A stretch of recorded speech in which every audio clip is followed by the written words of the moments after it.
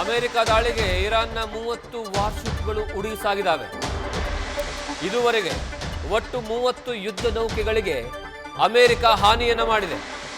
US ದಾಳಿಗೆ Iran drone carrier ಹಡಗು ನಾಶ ಆಗಿದೆ.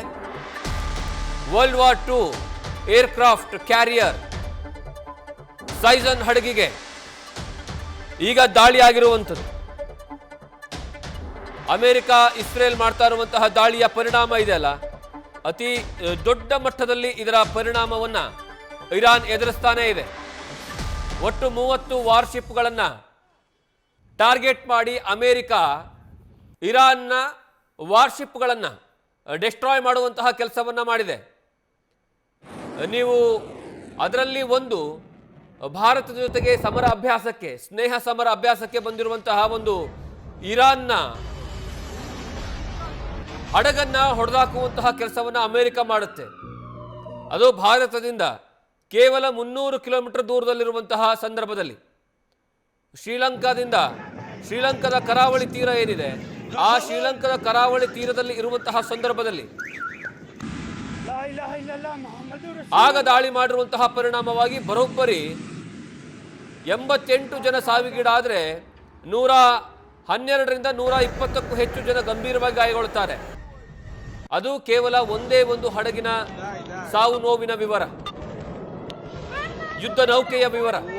ಆದರೆ ಅದೇ ರೀತಿಯಾಗಿ ಒಟ್ಟು 30 ವಾರ್ಶಿಪ್ಗಳನ್ನ ಇಲ್ಲಿಯವರೆಗೆ ಅಮೆರಿಕ ಹೊಡೆದಾಕಿದೆ ಎನ್ನುವಂತಹ ವಿಚಾರ ಗೊತ್ತಾಗ್ತಾ ಇದೆ.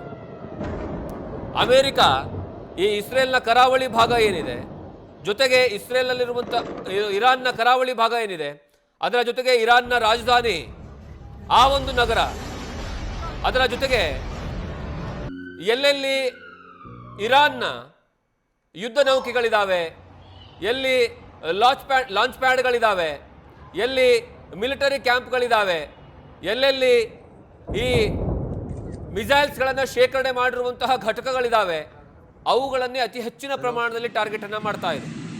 ಆ ಮೂಲಕವಾಗಿ ಅವರ ವಾಯುನೆಲೆ ಡೆಸ್ಟ್ರಾಯ್ ಮಾಡಬೇಕು, ಅವರ ಮಿಸೈಲ್ಸ್ಗಳ ಶೇಖರಣೆ ಇರುವಂತಹ ಸ್ಥಳವನ್ನು ಡೆಸ್ಟ್ರಾಯ್ ಮಾಡಬೇಕು, ಪರಮಾಣು ಶಕ್ತಿ ಸ್ಥಾವರಗಳನ್ನೇ ನಿರ್ಮಾಣ ಮಾಡೋದಕ್ಕೆ 3 ಕಡೆಗೆ ಇರಾನ್ ಸಕಲ ತಯಾರಿಗಳನ್ನು ಮಾಡ್ಕೊಂಡಿತ್ತಲ್ಲ, ಆ ಒಂದು 3 ಪ್ರದೇಶಗಳ ಮೇಲೆ ದಾಳಿಯನ್ನು ಮಾಡುವಂತಹ ಕೆಲಸವನ್ನ ಮಾಡಿದೆ. ಅದರ ಜೊತೆಗೆ ಇರಾನ್ನಲ್ಲಿರುವಂತಹ ಬಹುತೇಕ 87 ಪ್ರದೇಶಗಳ ಮೇಲೆ ದಾಳಿಯನ್ನು ಮಾಡಿದೆ. 87. ಆ 87 ಪ್ರದೇಶಗಳು ಹೇಗಿದಾವೆ ಅಂದ್ರೆ ಅವೆಲ್ಲವೂ ಸಹ ಒಂದು ರಾಜಧಾನಿ ತೆಹರಾನ್, ಅದನ್ನು ಹೊರತುಪಡಿಸಿದ್ರೆ ಇರಾನ್ನಲ್ಲಿರುವಂತಹ ಕರಾವಳಿ ಭಾಗದ ಲಾಂಚ್ ಪ್ಯಾಡ್ಗಳು, ಅದಾದ ಮೇಲೆ ರಡಾರ್ಗಳು, ಇಂತಹ ಪ್ರದೇಶಗಳ ಮೇಲೆ ಟಾರ್ಗೆಟ್ ಅನ್ನ ಮಾಡಿ ದಾಳಿಯನ್ನ ಮಾಡ್ತಾ ಇದೆ. ಕಾರಣ ಏನು ಅಂದ್ರೆ ಅವರಿಗೆ ಯುದ್ಧದ ಸಂದರ್ಭದಲ್ಲಿ ಯುದ್ಧವನ್ನ ಮಾಡೋದಕ್ಕೆ ಯಾವುದೇ ಕಾರಣಕ್ಕೂ ಸಹ ಮೂಲ ಸೌಕರ್ಯಗಳಿರಬಾರ್ದು, ಲಾಂಚ್ ಪ್ಯಾಡ್ಗಳೇ ಇರಬಾರ್ದು, ಏರ್ ಬೇಸ್ಗಳೇ ಇರಬಾರ್ದು. ಅದರ ಜೊತೆಗೆ ಈ ಹಡಗಿನ ಮೂಲಕವಾಗಿ ದಾಳಿಯನ್ನು ಮಾಡೋದಕ್ಕೆ ಮುಂದಾಗ್ತಾ ಇದೆಯಲ್ಲ, ಆ ಒಂದು ಪ್ರದೇಶವನ್ನ ಸಹ ಸಂಪೂರ್ಣವಾಗಿ ಡೆಸ್ಟ್ರಾಯ್ ಮಾಡಬೇಕು. ಈ ಎಲ್ಲ ಕಾರಣಗಳಿಂದನೇ ಅಮೆರಿಕ ಟಾರ್ಗೆಟ್ ಅನ್ನ ಮಾಡಿ, ಇಸ್ರೇಲ್ ಟಾರ್ಗೆಟ್ ಅನ್ನ ಮಾಡಿ ದಾಳಿಯನ್ನ ಮಾಡ್ತಾ ಇದೆ. ಹಾಗಂದ ತಕ್ಷಣ ಕೇವಲ ಇಸ್ರೇಲ್ ಮೇಲೆ ಮಾತ್ರ ದಾಳಿ ಮಾಡ್ತಾ ಇದೆನಾ? ಇಲ್ಲ. ಅದರ ಜೊತೆಗೆ ಇಸ್ರೇಲ್ಗೆ ಸಪೋರ್ಟಿವ್ ಆಗಿ ಲೆಬನಾನ್ ಏನಿದೆ, ಆ ಲೆಬನಾನ್ ಮೇಲೂ ಸಹ ದಾಳಿಯನ್ನ ಮಾಡ್ತಾ ಇದೆ. ಆ ಲೆಬನಾನ್ನಲ್ಲೂ ಸಹ ಸಾವು ನೋವುಗಳ ಸಂಖ್ಯೆ ದಿನೇ ದಿನೇ ಏರಿಕೆ ಆಗ್ತಾನೆ ಇದೆ. ಇವಾಗಲೂ ಸಹ ಈ ಯುದ್ಧದ ಕಾರ್ಮೋಡ ಇವತ್ತು 7ನೇ ದಿನ ಇದ್ರೂ ಸಹ ಸ್ವಲ್ಪ ಕಡಿಮೆ ಆಗಿಲ್ಲ. ಅತಿ ಹೆಚ್ಚಿನ ಪ್ರಮಾಣದಲ್ಲಿ ಮತ್ತೆ ಅತ್ಯಾಧುನಿಕ ಕ್ಷಿಪಣಿಗಳನ್ನ ಬಳಕೆ ಮಾಡುವಂತಹ ಕೆಲಸವನ್ನ ಮಾಡಲಾಗ್ತಾ ಇದೆ.